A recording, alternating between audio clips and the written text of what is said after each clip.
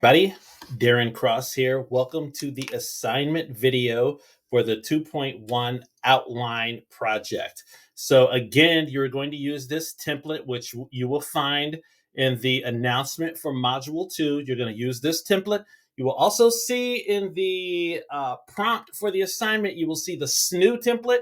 I do not want you to use the SNU template. I want you to use my template. Okay, so I want you to use this. It's going to make it so much easier because I provided some more detail and I guide you with some specifics on how to approach this. So again, you're going to download this template and you're going to just type right on top of it, take out what's red and put in your parts. So this is going to be your outline for whatever your product is. Put your name, your date, keep everything the same. Don't put any logos, don't change spacing, don't do anything. This page should look just like this with your information. And then again, whatever this title is going to be the title of your paper. All right. Now, again, you're not going to do any extra spacing in between stuff. This is all spaced properly. So the amount of space between here and here is the same between here and here, here and here, here and here. You're going to just have double space throughout. Okay. Now, what we're going to do is the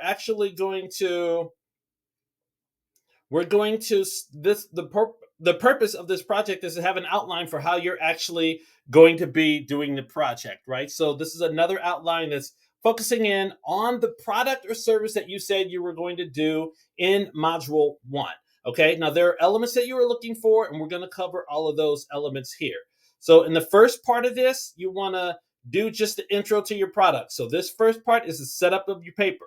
In this section, you're going to recap the product or service that you're introducing, and then use a transitional sentence like the following. Now, I want you to pay attention to this because when I say use a transitional sentence, this is what I mean. You're going to transition to the next part. So you're going to talk about the product that you're introducing, then you're going to use a transitional sentence like the following to move to the discussion part.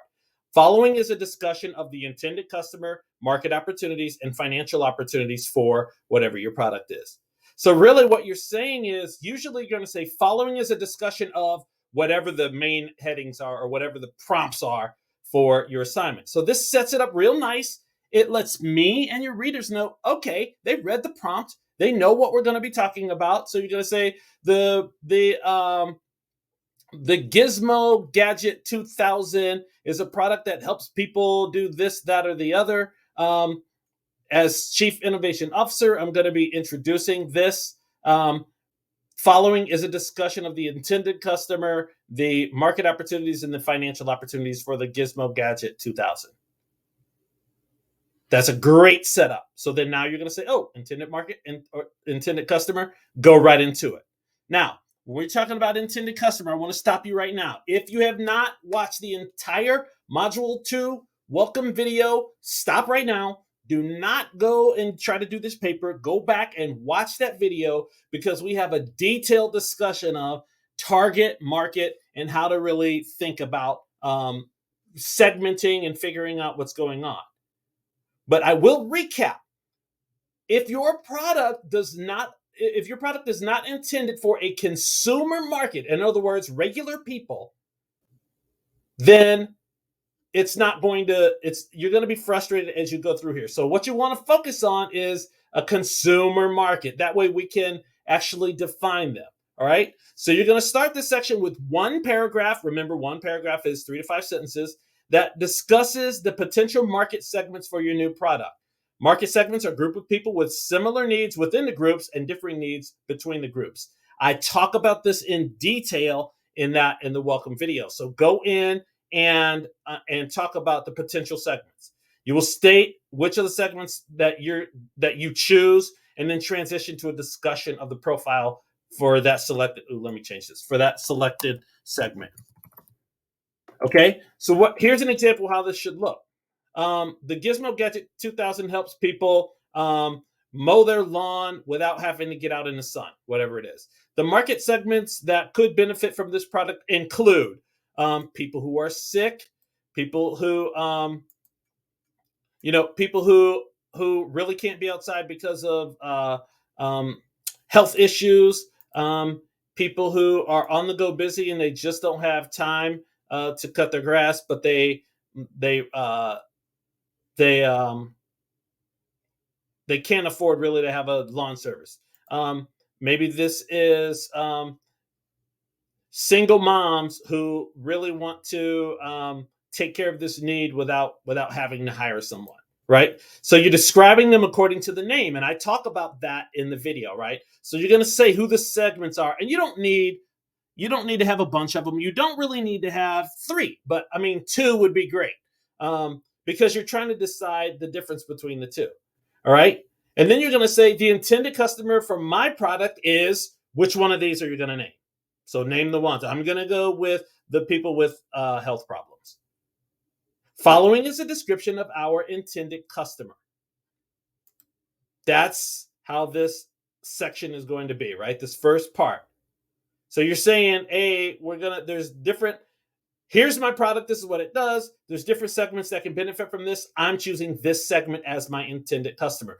I want you to only choose one. Why? Because it's going to be easier for you to choose one as we go through this. And companies always choose one segment whenever they are marketing anyway.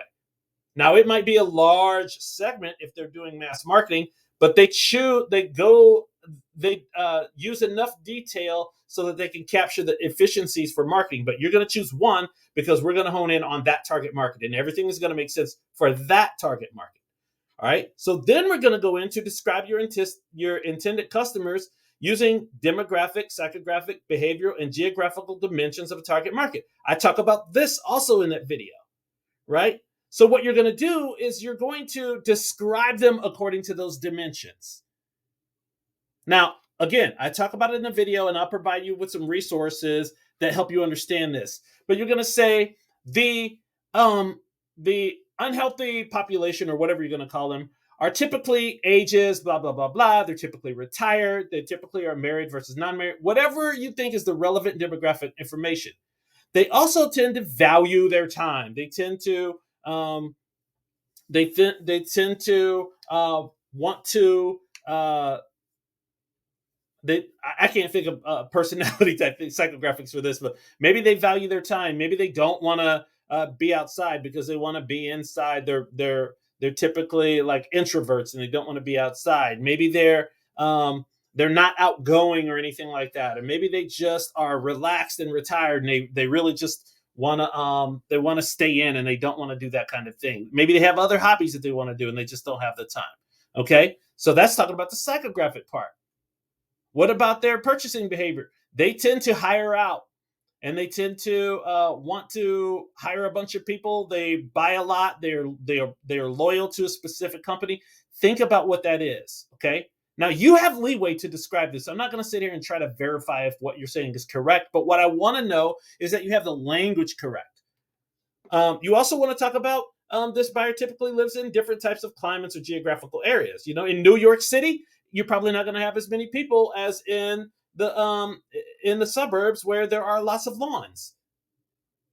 So you want to think about, does geography matter? Maybe it doesn't. Geography is one of those things where it really does. You don't have to talk about geography every time, but to the extent that geography is important, and we talked about these things in the video, you know, rural versus city, you know, does the specific city matter? Region, part of the country. Are you going to sell a bunch of these in a place where people aren't mowing their grass a lot, right? So you want to think about that, but you want to really hone this into a paragraph, 3 to 5 sentences where you're taking into consideration each one of those dimensions of your target market. This is going to be how you can really hone in on defining your target market. If you get this right, the beautiful part is when you get to the business model canvas that we're going to use later, boom, take this, put it right into your business model canvas as your segment, and you're sitting pretty. So nail this. Pay attention to what I'm saying here. Nail this. Go back to that video. Look what I'm talking about with those dimensions, and then nail this. You want to talk about each one of those elements, okay? Now we want to talk about market opportunities. What we're trying to do is say, hey, how big is the market that we're really going to be dealing with? And so based upon the things that you've thought about and the resources that I've given you, you want to talk about the total addressable market. How many people are there seeking to solve a problem that your product or service addresses? The serviceable addressable market, how many total of the market are reachable by your company? So how many is it feasible for you to actually reach? And then what percentage of that market do you think you really are going to get? Now, this is an outline, so you can really just have this. You could say, you can actually just use this part um, as bullet items and then put what you think is these numbers.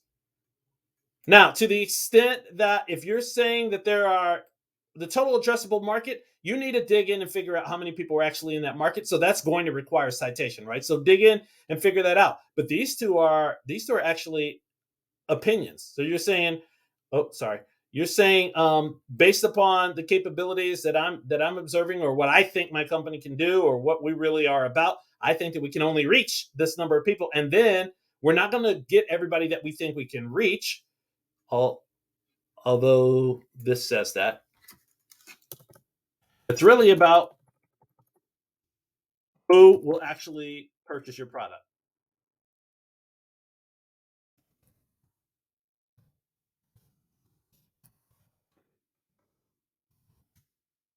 Okay, so this is how many people are there out there total? How many people do you think you can reach? How many of those people do you think will actually buy your product? And remember, we want to stay focused and talk only about what we're after here, nothing else. And then we want to go into the financial opportunities. Now, we have here, we are sitting here, we know, okay, we think we have this many people. So now you want to think about things like, how often do they buy? What are their purchasing behaviors? Things like that, to determine, okay, what's the number of sales that we expect?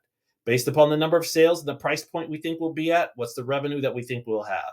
Based upon the revenue, um, well, not based upon the revenue, but what is the initial investment we think will be required in order to do this? And based upon the revenue, take into consideration what the fixed and variable costs are, because then you'll come up with gross profit and profit. And you can bullet point these as well. Okay, so but the thing is, you want to come up with this. So you'll say, hey, we think we can get this number of sales, which here you'll say, if we have this number of sales at $50 an item, we expect this revenue of this. It's going to take initial investment of this amount, so we can pay this back in 5 years or whatever it is. Based upon the variable cost, we think our gross margin will be this, and based upon our fixed cost, we think the profit will be this. And really, it's that simple. You don't want to go crazy here. You want to, anytime you're doing numbers, it's better to just spread them out and let people see what's going on. Okay? And then conclude with a brief timeline of how you think your product or service should be developed and launched. It's really that simple. Again, don't talk about anything that's not here, and focus in on what we're talking about. Okay? Do that, and I think that you will be in great shape. Good luck, everybody. And if you have any questions, feel free to reach out.